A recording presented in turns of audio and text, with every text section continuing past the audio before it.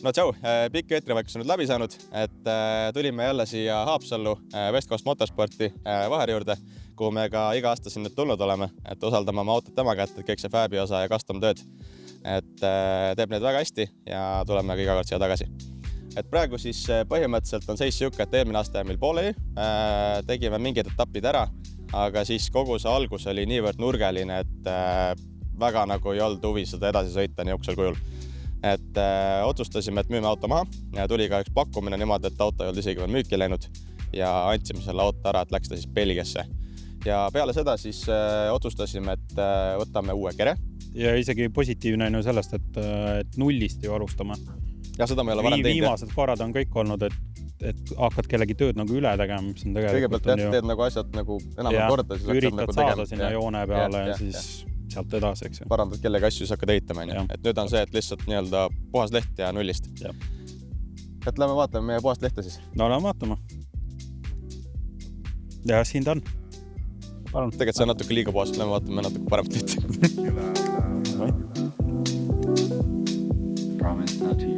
Ja enne kui me auto juurde jõuame, siis see on Vaheri töökoda. Siin kõik meie autod siis alguse saavad, et kogu see fäbi osa see algab siit.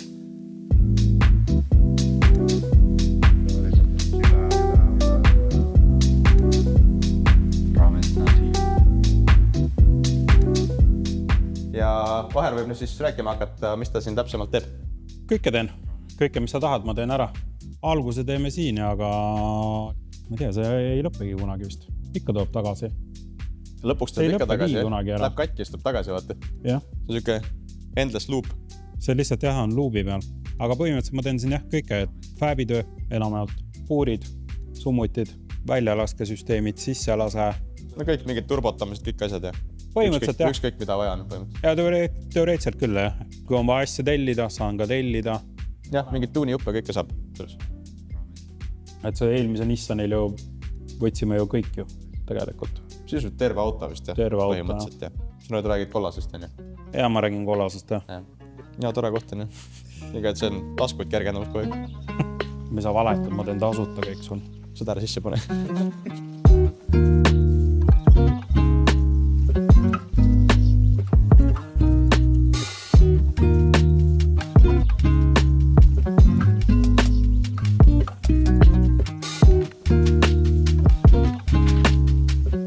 See on meie uus võistlusauto.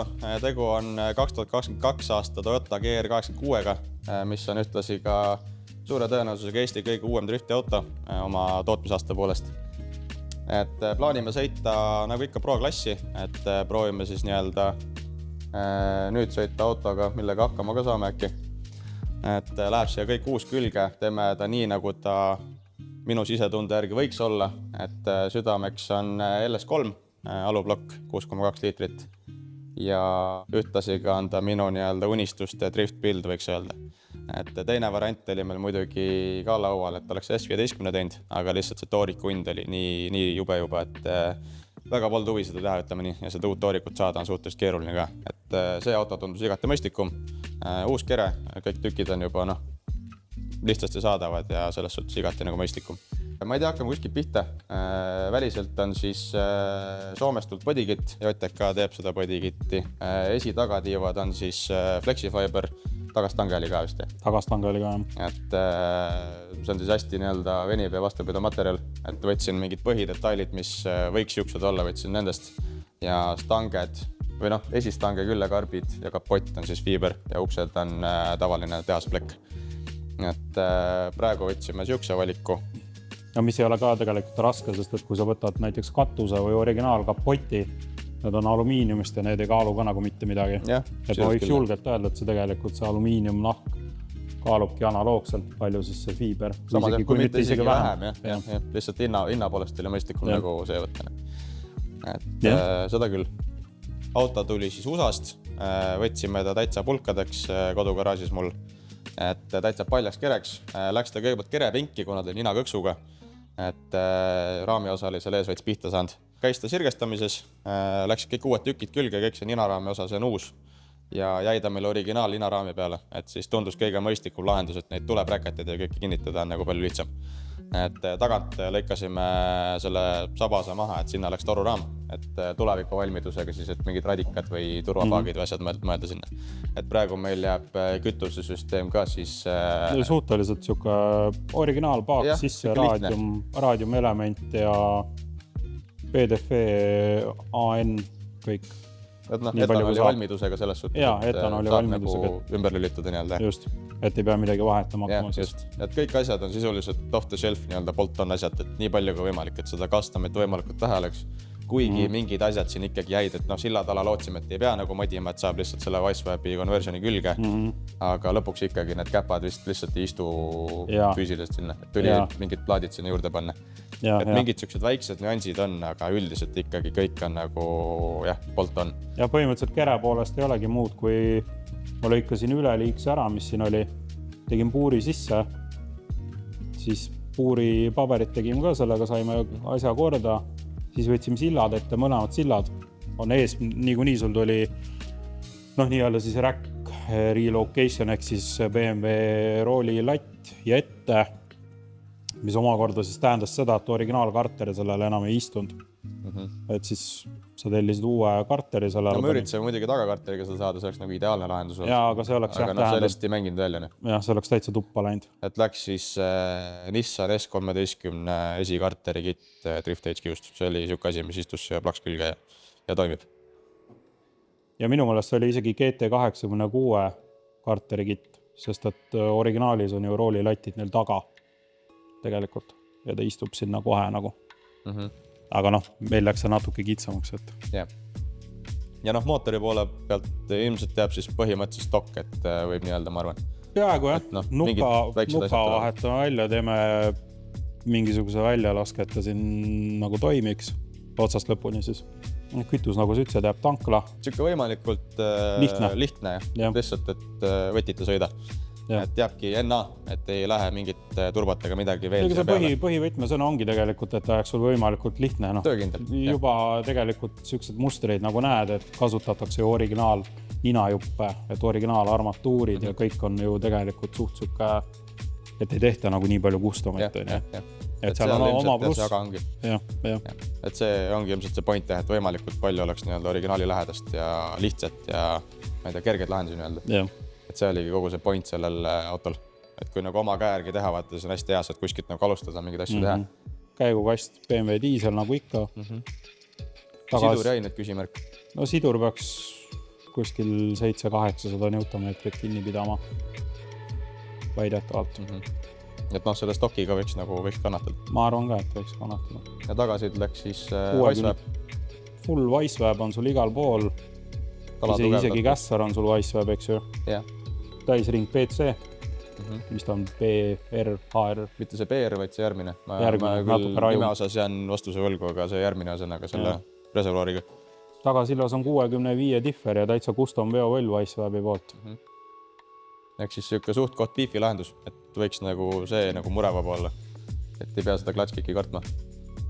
Loodatavasti. Nende asjade poole pealt kindlasti, Eks see sidur on siuke, mis... See on ainuke koht, mis võib-olla piirama jääb, aga selle me saame kohe teada, kui vaja, siis teeme ümber. IRP shifter läks custom, ehk siis muidu ta on mõeldud PRZ-i ja GR-i originaal sellele hoovastikule, aga tehti siis custom BEM-i aluminot sinna külge, et läheb ilusti siia külge. Kui nüüd sellest esiosast rääkida, siis me jätame ka radikasi ette, et see on tunduvalt lihtsam meile kõigile siin praegu. Et jääb ta V-mountiga see ette mahub ilusti ära ja meil on palju vähem jamamist sellega, et muidu oleks ta pagasnikusse vind, aga kuna meil siia ette mingit turvatega midagi tule praegu, siis veel, siis oli ta kõige mõistlikum lahendus. Aga tuleviku mõttes ikkagi ta läheb lõpuks sinna taha ära. Et meil oli siin see kompressor ja mõte oli ka idee poolest, aga siin lõpuks need summad kokku lüües nagu pigem see turbo on vist mõistlikum. Ja pluss veel see, et kompressori asju siin saada meil on siuke keeruline. Ja selles suhtes küll, Et anyway, turbo. Ja mis meil see ette veel tuleb? Ega rohkem ei tulegi, väga lihtne. Sisuliselt ei tulegi rohkem midagi, kui ainult mingid kinnitused veel. Karteri tuul oleks vaja kuhugile anumasse panna, eks ju. Siis seal lase mingi toru, koonukas ilmselt, radiaator koos selle mudruga, siis akusump. Akusump läheb ka, LS-ide puhul väga oluline asi. kuigi sul on karteris on tegelikult on nii-öelda need uksed või aknad. No pähvelid on olemas, aga soovitatakse ikka panna, et on ja mõistlik on, sest et on esipotiga ikka vist. Jah. Et pigem nagu kindla peale minna. Ja roolivõimu osas selles suhtes väga hea meel, et originaal GR-i roolisammas elektriline ja töötab väga hästi katsetanud. Et vähem asju mootoriruumis ja kõik on palju lihtsam. Ja ega ees vist rohkem ei olegi. Põhimõtteliselt väga lihtne kõik ja see oli ka asja point. Jah. Ja salongi ei tule ka ju midagi muud kui lihtsalt armatuur, mõned kütusepoljad, kustutussüsteem. Jah, nupupaneelid ja istmed ja ongi kõik. Hästi lihtne ja midagi üleliigset ei tule. Et siin on siis tühjus. Et siia meil ei tule sisuliselt mitte midagi. Et saab ainult amorterkullida, kui vaja. Ja kütte täitetoru tuleb siia üles veel. Et see on ka custom. Et muidu ta käib siit külje pealt välja. Aga kuna meil see külje peal see overfender on, siis me seda panna siia ei saa. Ja toome ta custom siit välja ja paak on siis originaal, nagu enne mainitud. Et tundus kõige lihtsam lahendus ja ta hoiab seda kaalu ka madalal ja õige koha peal. Et praegu jääb siuke lahendus. Ja taga on siis juba valmidusega tehtud see toruraam. Et kui siia pärast on mõte panna mingi turvapaak, siis saame seda teha. Ja kui seda ei tee, siis läheb siia radikas väga mõnusalt ära, nii et on see ka väga hea lahendus. Aga autoga vist on sisuliselt kõik praegu. Mis meil see Mis meil see edasine plaan on siis? Mis siin veel teha jääb enne värvi? Veel mõned augud kinni panna, et tulemüürid läbi ei paista. Ma arvan, et teeme kollektori ära ja teeme kardaaniga ära. Siis on mootor tagaratastega ühendatud ja teeme kõik need asjad ära, et kui sa värvimisest tagasi saad selle auto. Siis rohkem nagu nii-öelda keevitamist ei ole. Ja, et ei pea hakkama siin toas lõikuma ja no mõistlik. Kinnitusi tegema ja vaatan võib-olla mingi anumatel tuleb kinnitused teha, et kätstäängid ette taha. Et siuksed nagu pisiasjad. Tõmbate selle laiali nüüd, läheb värvi, mootor jääb ilmselt minu kätte. Ma panen sinna midagi sisse, neid samased mutreid loobin karterisse. Et paneme mootorisse mõned jupid, paneme siduri külge, mul sidurid praegu küljes ole, et laua peal on. Ja kui sa selle tagasi saad, siis ei olegi muud, kui paak kokku, ma teen suppa lõpuni. Teeme juhtmed sisse ja düno ja. Ja siis ongi lõpp paistab juba. Aega on vähe, aga vana aja. Vana aja. Raasilas testime. Raasilas hakkame ehitama veel. No see on eelmise aasta teema. Ma olen näinud mehi küll, kes tulevad sinna ehitama.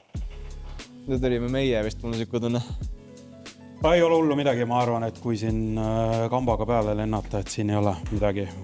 See kollan oli tegelikult oli hullem. Jah, mahu poolest kindlasti. Et tegelikult meil tänaseks on ju circa 2 kuud aega, ja suur osa tööst on tehtud. Tahaks nagu võimalikult vara trenni teha. See on nagu viimast aastat teemald, et jõua trenni vaata. Ja siis auto on ju võõras alguses, hakkad seda õppima ja siis üritad saad kuidagi edasi minna. Aga egas midagi, teeme käbe valmis selle ja värvi, siis kõik kokku, Tartu. Ja ega edasi ongi, järgmine video ilmselt ongi siis düno ja peale düno kohe trenni ja siis on esimene emotsioon. Ja siis tagasi. Siia. Ei, me ei tee katki seda. Me ei tee katki seda. No okei, davai. Siis on nii, tšau.